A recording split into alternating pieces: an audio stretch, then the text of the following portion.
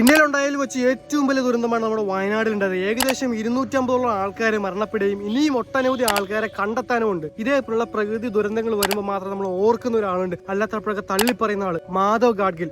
ആൾ ഇതിനെക്കുറിച്ച് പറയുന്ന കുറച്ച് വാക്ക് നമുക്കൊന്ന് ചെയ്തു കൊടുക്കാം. In two ways they do this, end up doing this. They one hurt the nature and hurt the common people.